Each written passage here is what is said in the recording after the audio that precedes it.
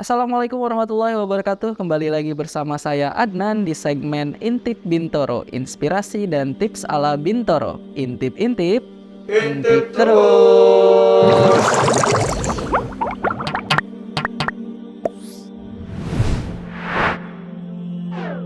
Intip-intip. Intip terus.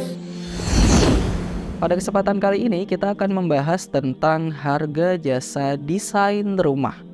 Nah, kalau misalnya kita pakai jasa desain arsitek untuk mendesain rumah teman-teman, misalkan kira-kira mahal atau murah ya? Mungkin banyak dari teman-teman yang belum tahu atau mungkin masih menebak-nebak kira-kira harga desain rumah dengan menggunakan jasa arsitek itu berapa.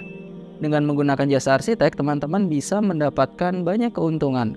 Salah satunya teman-teman juga bisa mendesain rumah teman-teman sesuai harapan dan sesuai dengan keinginan dari teman-teman. Terlebih teman-teman juga bisa mendesain rumah teman-teman sesuai dengan kebutuhan.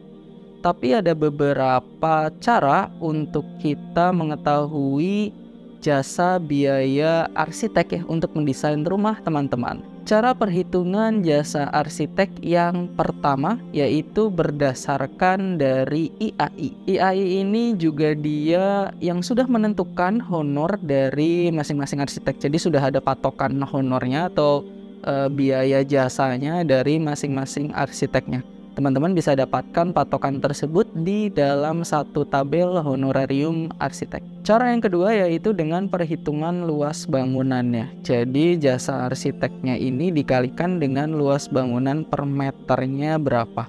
Nah, harganya ini ditentukan dengan jam terbang dari arsiteknya. Memang bisa dikatakan menggunakan jasa arsitek ini akan lebih mahal dibandingkan ketika kita hanya menggunakan jasa tukang saja. Nah, tapi dengan menggunakan jasa arsitek ini teman-teman bisa mendapatkan beberapa keuntungan. Bahkan banyak keuntungan. Di antaranya adalah yang pertama, harga jual bisa melimpah. Jadi kalau misalkan teman-teman ingin menjual kembali rumah teman-teman yang sudah teman-teman desain dengan jasa arsitek, ini harganya akan jauh lebih melimpah atau bisa naik harganya gitu ya. Karena notabene kalau misalkan sudah didesain oleh seorang arsitek, maka rumahnya ini akan menjadi lebih kekinian, lebih indah, dan tentunya lebih fungsional. Yang kedua, keuntungan yang kedua ini adalah bantuan solusi jika ada masalah. Ini baik dari mulai perencanaan hingga sampai ke pembangunannya. Jadi seorang arsitek dia kan sudah istilahnya berkecimpung di dunianya dan dia menguasai bidang pembangunan, bidang desain rumah khususnya dan bangunan-bangunan lainnya. Jadi ketika ada masalah, ada kendala-kendala baik mungkin dari perencanaan, misalnya dari luasan kita butuh kamar 3. Nah, biar cukup kamar 3 ini sesuai dengan kebutuhan kita, sesuai dengan standar gerak manusia.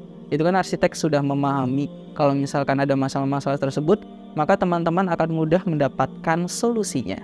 Keuntungan yang ketiga adalah pengawasan dalam pembangunan. Nah, ini tadi, jadi kalau misalkan pada proses pembangunannya, ketika ada masalah di lapangan, maka akan menemukan solusinya karena arsitek juga akan mengawasi dalam masa pembangunannya. Keuntungan selanjutnya yaitu adanya sketsa rumah atau gambar dari rumah teman-teman.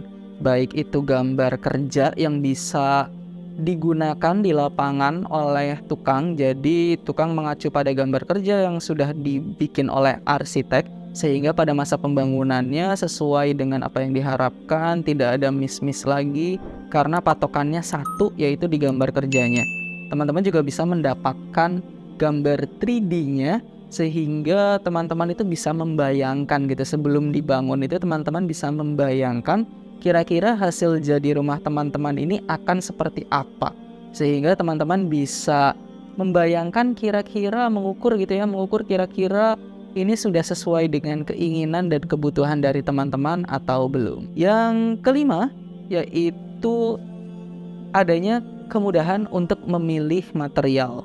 Jadi arsitek ini dia akan paham tentang pemilihan-pemilihan material, apalagi buat teman-teman gitu misalkan yang awam tentang pemilihan material, ada apa saja sih pilihan material karena kan di era yang sekarang ini banyak sekali ya teman-temannya pemilihan materialnya itu mulai dari yang sudah SNI atau mungkin yang lebih premium lagi. Nah, seorang arsitek dia bisa memberikan pilihan-pilihan material untuk teman-teman pilih yang kira-kira cocok dengan keinginan atau kebutuhan teman-teman, atau yang kira-kira cocok dengan kantong teman-teman. Keuntungan selanjutnya yaitu rincian biaya yang tepat. Jadi ketika kita menggunakan jasa arsitek, kita juga bisa mendapatkan RAB atau rencana anggaran biaya, itu ya, rincian anggaran biaya, di mana semuanya sudah tertuang di situ. Jadi kalau misalkan kita ingin belanja material, itu patokannya adalah RAB.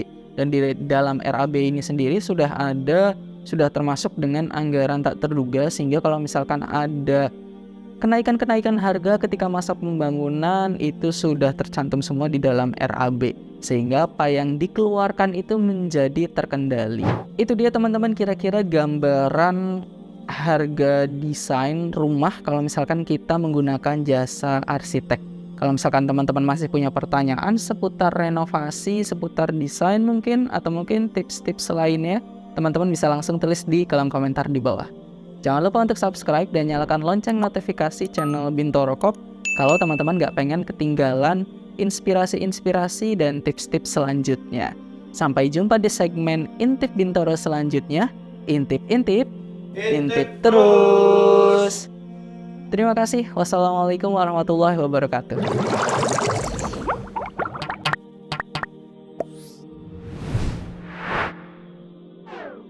Intip Intip terus.